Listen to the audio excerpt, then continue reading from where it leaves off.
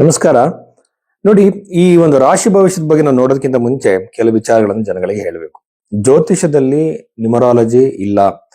ನಿಮಗೆ ನಿಮ್ಮ mobile number change ಮಾಡ್ಕೊಳ್ಳುವಂತದ್ದು, ನೀವು ಈ ತರ ಕಲರ್ ಬಟ್ಟೆ ಹಾಕೋಬೇಕು ಅಂತ ಕಲರ್ ರೆಮಿಡಿಗಳು, ಅದ್ರ ಜೊತೆಯಲ್ಲಿ ಕಾಸ್ಟ್ಲಿ ಜೆಮ್ ಸ್ಟೋನ್ಗಳು, ಕಾಸ್ಟ್ಲಿ ಪೂಜೆಗಳು ಯಾವುದು ಜ್ಯೋತಿಷದಲ್ಲಿ ಇಲ್ಲ. ಅದೇ ತರ ನಿಮ್ಮ ಭವಿಷ್ಯವನ್ನು ಹೇಳಬೇಕು ಅಂದ್ರೆ ನಿಮ್ಮ ಲಗ್ನ, ನಿಮ್ಮ ಜಾತಕ ಮತ್ತು ನಿಮ್ಮ ಹಸ್ತರೇಖೆಗಳನ್ನ ಎರಡನ್ನೂ ಕಂಬೈನ್ ಮಾಡಬೇಕು. ಯಾಕೆಂತಂದ್ರೆ ನಮ್ಮ ಜಾತಕದಲ್ಲಿ ಹೇಗೆ ಗ್ರಹಗಳಿದೆಯೋ ಹಾಗೆ ಹಸ್ತದಲ್ಲೂ ಕೂಡ ಗ್ರಹಗಳಿದ್ದಾವೆ. ಆ ಗ್ರಹಗಳು ರಾಶಿಗಳು ಕೂಡ ಇದ್ದಾವೆ. ಎರಡನ್ನು ಕಂಬೈನ್ ಮಾಡಬೇಕು. ಈ ಜಾತಕದಲ್ಲಿ ಟೈಮ್ ಮಿಸ್ಟೇಕ್ ಆಗಿದ್ರು, ಡೇಟ್ ಮಿಸ್ಟೇಕ್ ಆಗಿದ್ರು ಸಹ ನಾವು ಹಸ್ತ ಸಾಮುದ್ರಿಕೆಯನ್ನ ಮ್ಯಾಚ್ ಮಾಡಿದಾಗ, ಕಂಬೈನ್ ಮಾಡಿದಾಗ ಬಹಳ ಅಕ್ಯುರೇಟ್ ಆಗಿ ಪ್ರಿಡಿಕ್ಷನ್ ಕೊಡಬಹುದು. ನೀವು ಮದುವೆ ಯಾವಾಗ ಆಗುತ್ತೆ ಅಂತ ಕೇಳಿದಾಗ ಜಾತಕದಲ್ಲೂ ಅದು ಕನ್ಫರ್ಮ್ ಆಗಿ, ಹಸ್ತರೇಖೆಯಲ್ಲೂ ಕನ್ಫರ್ಮ್ ಆಗಿ, ಪ್ರಶ್ನೆ ಶಾಸ್ತ್ರದಲ್ಲೂ ಕನ್ಫರ್ಮ್ ಆಗ್ಬೇಕು. ತುಂಬಾ ಜನ ನಾವು ಜ್ಯೋತಿಷ ಹೇಳ್ತೀವಿ ಅಂತಾರೆ. ಬಟ್ ಜ್ಯೋತಿಷ್ಯದ ಬೇಸಿಕ್ ನಾಲೆಡ್ಜು ತುಂಬಾ ಜ್ಯೋತಿಷರುಗಳಿಗೆ ಇಲ್ಲ. ಒಂದು ಪ್ರೆಡಿಕ್ಷನ್ ಕೊಡೋದು ಹೇಗೆ ಅಂತ ಬಹಳಷ್ಟು ಜನಕ್ಕೆ ಗೊತ್ತಿಲ್ಲ. ಇದು ಒಂದು ಬಹಳ ಸೀರಿಯಸ್ ಆಗಿರುವಂತ ವಿದ್ಯೆ. ಇಲ್ಲಿ ಬಂದು ಅನವಶ್ಯವಾಗಿ ಏನೇನೋ ಬಾಯಿಗೆ ಬಂದಂತೆಲ್ಲ ಮಾತಾಡಿ ಫೇಮಸ್ ಆಗಕ್ಕೆ ನೋಡ್ತಾರೆ. ಬಟ್ ಅದು ಜ್ಯೋತಿಷ ಆತರ ಬಹಳ ಸೀರಿಯಸ್ ಆಗಿರುವಂತ ವಿದ್ಯೆ. ಇದು ಹೇಗೆ ಆಧ್ಯಾತ್ಮಿಕ ವಿಚಾರಕ್ಕೆ ಕನೆಕ್ಟ್ ಮಾಡುವಂಥದ್ದು. ನಿಮ್ಮ ಜೀವನ ಯಾವ ಹಂತದಲ್ಲಿ ಹೋಗ್ತಾ ಇದೆ ಆಧ್ಯಾತ್ಮಿಕ ವಿಚಾರ ಕಂಡುಹಿಡಿಯೋದಕ್ಕೋಸ್ಕರ ಋಷಿಗಳು ಕಂಡುಹಿಡಿದಿರುವಂತಹ ಒಂದು ವಿದ್ಯೆ.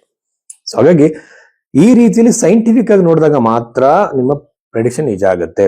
ಸುಮ್ಮನೆ ರಾಶಿಯಿಂದ, ಸುಮ್ಮನೆ ನೀವು ಹುಟ್ಟಿರೋ ಡೇಟ್ ಇಂದ ಯಾವುದು ಗೊತ್ತಾಗಲ್ಲ. ಸೊ ಇದನ್ನ ತಿಳ್ಕೊಳ್ಳಿ. ಭೈರವಿ ಅಷ್ಟೋದಲ್ಲಿ ಈ ರೀತಿ ಹಸ್ತರೇಖೆ ಮತ್ತು ಜಾತಕ ಎರಡನ್ನು ಕಂಬೈನ್ ಮಾಡಿ ನೋಡೋದಕ್ಕೆ ನೀವು ಕನ್ಸಲ್ಟೇಷನ್ ಬುಕ್ ಮಾಡಿ.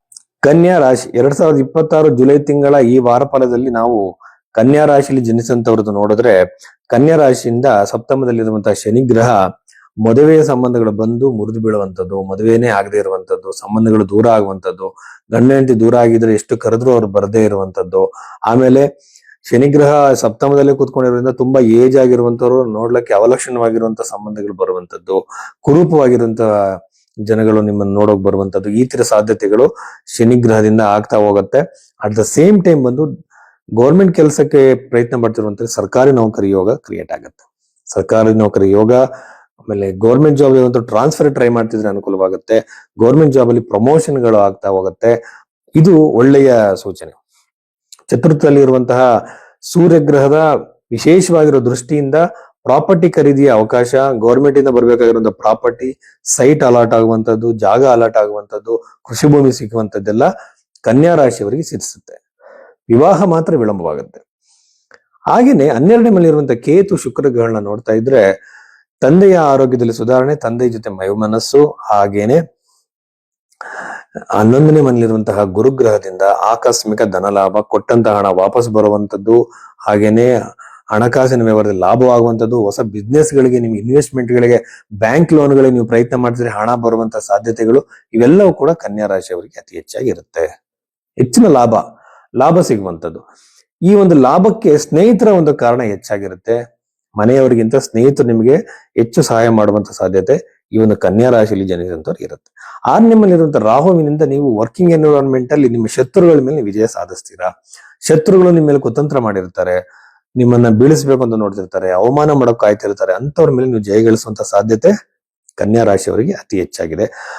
ಪಂಚಮದ ದೃಷ್ಟಿ ಬಂದು, ಪಂಚಮದ ಮೇಲೆ ಗುರು ದೃಷ್ಟಿ ಇರೋದ್ರಿಂದ ಸಂತಾನದ ಯೋಗ, IVF ಮಾಡಿಸ್ತಾ ಇದೀನಿ ಸರ್, ಸ್ಪರ್ಮ್ ಕೌಂಟ್ ಕಮ್ಮಿ ಇದೆ, ನಾನಾ ತರದ ಸಮಸ್ಯೆಗಳಿಂದ ನೋವು ಅನುಭವಿಸ್ತಿರುವಂತಹ ದಂಪತಿಗಳಿಗೆ ಸಂತಾನವಾಗುವ ಸಾಧ್ಯತೆ ಅತಿ ಹೆಚ್ಚಾಗಿದೆ.